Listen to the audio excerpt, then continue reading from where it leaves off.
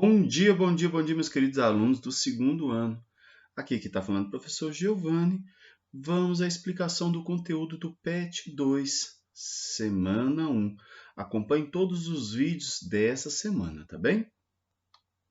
Mas antes disso, não esqueça de inscrever-se no nosso canal. Se você já é inscrito, aciona o sininho para receber notificação sempre que sair um novo vídeo e deixe o seu like. O tema é a classificação de seres vivos. Se você tiver alguma dúvida, consulte o outro vídeo onde a gente conta o histórico disso tudo, tá? Mas vamos direto aqui, a taxonomia. O que é taxonomia? É a área da biologia responsável por identificar, nomear e classificar os seres vivos. Ela usa artifícios como a classificação e nomenclatura. A classificação consiste em colocar os indivíduos em grupos com base em alguns critérios. E cada grupo vai ter um critério específico dele, né? A nomenclatura dá nome aos indivíduos e aos grupos a que eles pertencem. Cada agrupamento desses indivíduos, sejam eles grupos grandes ou um só indivíduo, é chamado de taxon. Então, uma espécie é taxon, então um gênero é taxon, tudo isso é taxon. Então, chegamos ao reficofágio. Reino, filo, classe, ordem, família, gênero, espécie. Todos são taxons. Aí vem do menor até o maior. Lembrando que nós vamos ver daqui a pouquinho a explicação de cada um deles. E aí, sistemática. O que é sistemática? Sistemática é a área da biologia que se preocupa em organizar, compreender e classificar os seres vivos. Ela anda de braços e abraços com a taxonomia. Estuda principalmente a relação da diversidade, como, por exemplo, a espécie C é mais aparentada com a espécie D do que com a espécie B. E aí, às vezes, a A não tinha nada a ver com nenhuma delas, então não tem nada a ver. Então, aí definimos os grupos, né? E aí tem grupos irmãos, que aí vai ter nível do gênero, vai ter nível de família, nível de ordem, de classe, de filo, de reino e de domínio. Domínio, professor? Sim, domínio. Nós vamos ver daqui a pouquinho. Tem como principais objetivos mostrar a diversidade dentro do gênero, né? Descrever a biodiversidade. E aí, como uma parte da taxonomia, né, ordenar as espécies e biodiversidade subjacentes a essa sistemática. Então, elas andam de braços e abraços, tá? E aí a sistemática, ela está preocupada em construir classes, fazer classificação, sobre as quais podemos fazer generalização. Como assim, professor, generalização? Por exemplo, podemos dizer que todos os peixes respiram embaixo d'água. Pode ter peixe que respira fora também, mas todo peixe respira embaixo d'água. Então, é uma generalização. Então, é uma característica que está dentro de todo aquele grupo, tá bom? Sendo que, na verdade, nem existe o grupo de peixe, né? O peixe é dividido em mais de um grupo. Mas depois esse é um assunto mais posterior. A sistemática é uma área que também auxilia nesse processo, já que estuda as relações evolutivas entre os indivíduos. Né? Aí partindo para a biologia molecular, análise de DNA, proteínas da membrana, as organelas, a proteína X, a proteína Y, e isso aí vai. Tá? E aí a gente chega na filogenia. O que é filogenia? Ela também está dentro, é uma das áreas da sistemática. Tá? Então a filogenia, ou filogênese, né? Também conhecida como cladística, ela consiste em definir hipóteses sobre as histórias evolutivas das espécies, desde os seus ancestrais até os seres recentes. A filogenia nasce em 1966, com Willy Hennig. E aí, com aquela ideia toda da teoria da evolução de Darwin, lá no século XIX, então no século XX começa a bombar aquela coisa assim, aquela ideia, e aí precisa encontrar os descendentes comuns, qual que veio de qual, por que surgiu esse bico, então, para onde vai, de onde vem. Então, vem a filogenia nesse processo. E aí, a gente faz a história genealógica de uma espécie, de um grupo, do gênero, da família, né, as hipotéticas relações ancestrais, descendentes, e aí vai, né, baseia-se em estudos morfológicos, comportamentais e moleculares. A cladística, né, e ela vai utilizar muito fósseis, né? A cladística ou filogenética é o ramo da sistemática que reconstrói a filogenia, que reconstrói a história, tá? A sistemática é a área da biologia, olha ali de novo, né, que se preocupa principalmente em compreender a filogenia, ou seja, a história evolutiva das espécies. Para estudos de sistemática, a descrição da espécie é fundamental. Assim, as características genéticas, ecológicas, fisiológicas, evolutivas, entre outras, proporcionam melhores resultados. Então presta atenção, vamos ver isso aí. Se está no outro vídeo, a gente traz aqui de novo a filogenia, né? De 2 reinos, como era com Aristóteles e Linneu. Durou 2000 anos essa classificação, né? Como eu disse lá. Depois nós temos em 3 reinos, com Haeckel, né? Planta, protista e animalia. E aí depois vem 4 reinos com Copeland. Planta, animalia, protista e monera. E por último, Whittaker traz planta, fungo, animalia, protista e monera. Se você não está entendendo o nome dos caras, assiste o vídeo aqui com a história, que nós contamos a história, tá bom? Então nós temos a filogenética, a árvore filogenética dos 3 domínios, né? Bactéria, arqueia e eucária. Se você não está entendendo isso também, lá a gente conta de onde surgiu, e aqui a gente vai falar mais sobre ele, né? Sobre as características. Então, os cladogramas. É um diagrama no qual são representadas relações evolutivas entre seres vivos. Então, o cladograma é composto de raiz, ramos, nós e terminais. Então, a raiz representa uma espécie ancestral, um grupo ancestral. O nó é o ponto de onde partem as ramificações, os ramos, né? Cada nó indica um evento cladogenético. E os ramos são as linhas do cladograma e conduzem a um ou mais grupos terminais. Os grupos seres vivos compõem os terminais dos cladogramas. Então, tá aqui, ó, o nó, né? Pode ser um nó, é um evento, pode ter outros nós aqui no meio do caminho, mas a raiz é de onde nasce. Geralmente vai representar um ancestral em comum, né? Geralmente vai representar um ancestral em comum. E o ramo, aí os eventos vão acontecendo até chegar a desencadear naquele nó que é o evento, que é uma espécie específica. Às vezes, professor, pode ter um nó aqui no meio do caminho? Difícil. Mas pode ter também, né? Pode ter.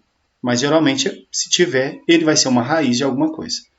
Deu para entender? Quando é uma espécie aqui no meio do caminho, ela já ficou, né? Ela já está lá atrás, então ela vai ser um ancestral em comum para 2 grupos existentes hoje, né?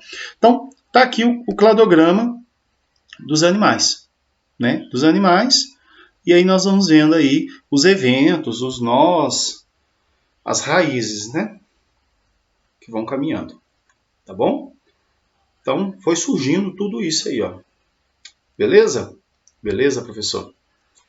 E aí, quando a gente vai falar disso aqui, é importante a gente falar sobre esse termo, parcimônia. O que é parcimônia, professor?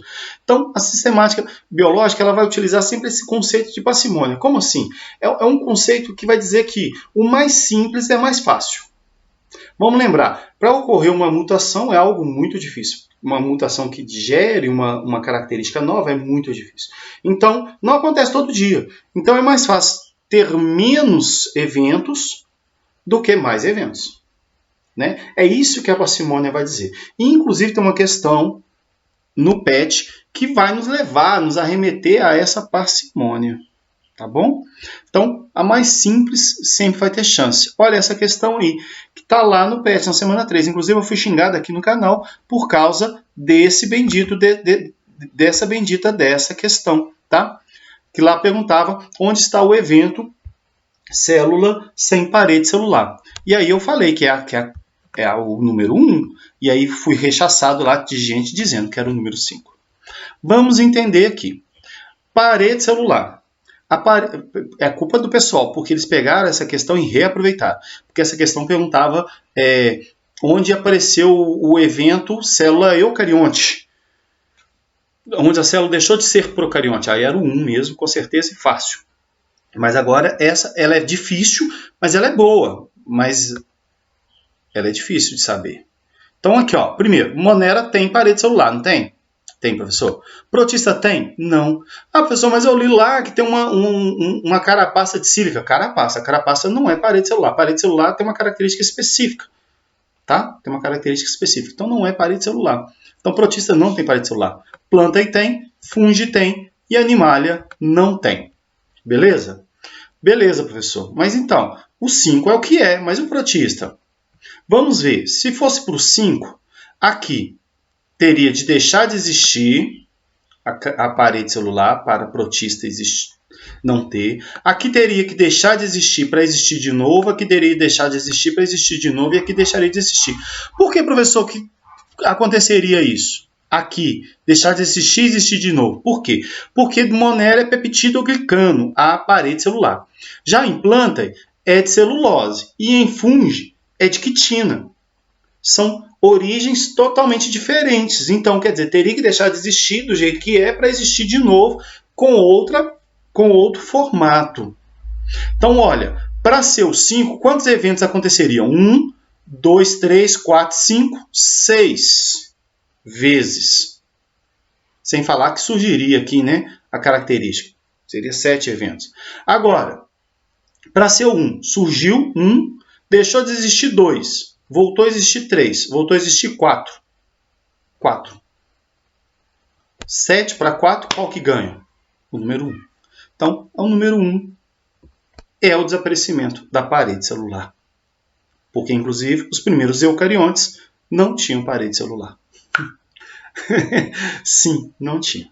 Não tinha, tá bem? Então, o número 1 marca o fim da parede celular na célula, que depois aparece de novo, mas com outro material, com outra característica genética, com outra coisa, tá bom? Vamos falar sobre a nomenclatura binomial, as regras para a nomenclatura binomial. A gente já falou um pouquinho lá no outro vídeo, mas vamos retomar. O nome deve ser em latim, primeira letra, que é o epíteto genérico, que representa o gênero, né? A primeira letra maiúscula, o restante minúsculo, né? O segundo nome, todo minúsculo, tá? Que é o epíteto específico, que vai representar como se fosse o nome próprio do bicho, né? Os nomes científicos devem ser escritos em itálico, sublinhado ou em negrito. Do jeito que está aí, né? Itálico, sublinhado ou em negrito. E aí eu vou para alguns exemplos aqui, né? Tá certo aí? Não, está errado. Por quê? Porque está tudo em maiúsculo. Só a primeira letra tem que ser maiúscula e as outras minúsculas. É regra, tá? Ah, professor, está usando outra fonte. Usando fonte errada. Tem que trocar a fonte que tenha uma fonte que tenha minúsculo. Tá bom? Então nós temos aí o nome, mas o nome está escrito certo, tá? Inclusive está até grifado certo. Abelha, leão, orca e elefante africano, né? Categorias taxonômicas. O que é isso? Então, Linneu estabeleceu 5. Né? Estabeleceu os táxons. Qual que é primeiro? Reino, que é o conjunto de filos semelhantes. Filo, que é o conjunto de classes semelhantes. Classe, que é o conjunto de ordens semelhantes. Ordem, que é o conjunto de famílias semelhantes. Família, que é o conjunto de gêneros semelhantes. Gênero, que é o conjunto de espécies semelhantes. E espécie, que é o conjunto de seres semelhantes, de organismos semelhantes entre si, capazes de reproduzir-se e originar descendentes férteis. Tá? Descendentes férteis. Isso é importante. Tá? Porque existem espécies que são capazes de reproduzir, mas os descendentes não são férteis, não são capazes de reproduzir-se depois. Tá bom? Então tá aí o rificofágio. Ah, professor, mas e o domínio? Então, o domínio vai entrar daqui a pouquinho. Olha ele aí. Então, o domínio ele engloba os reinos. Tá? Então, primeiro vamos ver a classificação em 5 reinos que o nosso querido Whittaker deixou lá, né? 5. Monera, todos os procariontes. Bactérias, cianobactérias, inclusive as arqueias faziam parte desse grupo.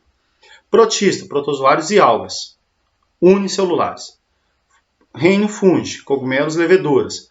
Planta, todas as algas multicelulares e vegetais inferiores e superiores. Professor, mas no meu livro de biologia está escrito que alga multicelular ou pluricelular faz parte do reino protista. Como que ele colocou isso dentro do reino protista? Né? Virou um reino que não tem início, nem meio, nem fim. Né? Foi um junta-junta. O protoctista que eles criaram aí em algumas literaturas aí, que a maioria dos livros didáticos comprou. Né? A maioria dos livros didáticos comprou a ideia. Mas não é tão aceito assim ainda não. E nem vai ser aceito, porque o próprio reino protista vai acabar sendo diluído, porque ele é polifilético. E por último, o animalia, né? Que são os animais invertebrados. E vertebrados. Né? Lembrando que existem características específicas que a gente vai ver no outro vídeo.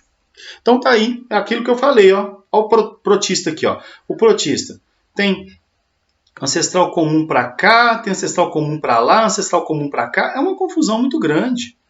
Não tem como ele ir para lá. Vai acabar que isso aqui tudo, né? Vai pegar aqui fungo, vai criar um reino só aqui. aí depois um reino protista vai acabar indo para lá, alguns deles, outros às vezes vai virar outro reino aqui. Vamos esperar o que vai acontecer nesse processo todo aí, para a gente poder entender. Né? Por exemplo, aqui talvez vai virar um reino sozinho, porque ele nasce de um grupo específico de Monera, né? E aí ela também, a cianobactéria, cianofita, né? Cianófita, vai acabar formando outra coisa também. E é uma coisa muito confusa. Muito confusa isso aí. Vamos aguardar as cenas dos próximos capítulos. Então, a classificação em 6 reinos, que é a mais aceita hoje, né? Que é a de Wolsey. Então, mesma coisa agora, mas agora as arqueias estão diferentes. Tem um reino bactéria, não é reino mais Monera. Não existe mais Monera.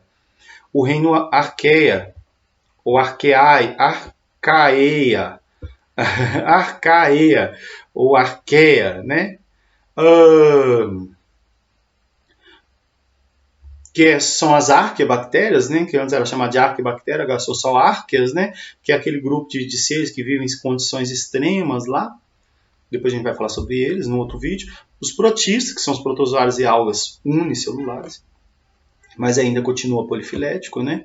Reino fungi, que é cogumelos e leveduras. Reino plâncton, que são as algas multicelulares e vegetais. Lembrando que muitas das literaturas que você encontrar vai colocar as algas dentro de protista. Tranquilo. Reino animalia, são animais invertebrados e vertebrados, e a gente tem que lembrar que o Monero e o protista deixam de existir porque são polifiléticos, tem mais de uma origem evolutiva, né? Porque antes eles eram só um junta-junta de grupo, um grupo de junta-junta de bicho que não tinha nenhum lugar para colocar, né? Que são os unicelulares eucariontes e os unicelulares protistas, né? Sendo que, na verdade, depois eles ainda colocaram pluricelulares no meio de protista, colocando alga lá no meio. É um reino que não tem nenhuma característica em comum para todos os indivíduos, né? Não tem uma generalização. Vai falar eucarionte. Então coloca para cima lá, né? Porque para cima tem um monte lá que é eucarionte. Então tá aí, classificação em 6 reinos. Lembrando que a bactéria, a arqueia, é mais próximo de eucária, né? Que são os eucariontes. A arqueia é mais próximo da gente, que tem um ancestral em comum. E aí aqui, protista, já começa a confusão e para lá já é um pouco mais tranquilo, tá bom? Inclusive até fungi tem uma discussão também se vai permanecer como um reino. Isso é muito confuso, tá, gente? Então a classificação em 3 domínios. Aí o Wolsey, né, de novo, é a mais aceita na atualidade. Inclusive essa aí é a que não trai. É a única que não trai, né? Porque a característica é aquela mesma, a das bactérias, que é o domínio bactéria, procariontes, lá, né, como uma característica específica, o domínio arqueia, que são as arqueobactérias, ou arqueas, e o domínio eucária, que são os eucariontes. Isso aí a gente vê no outro vídeo lá, tá bom? Então tá aí a filogenética dos 3 domínios, né? Bactéria, arqueia e eucária.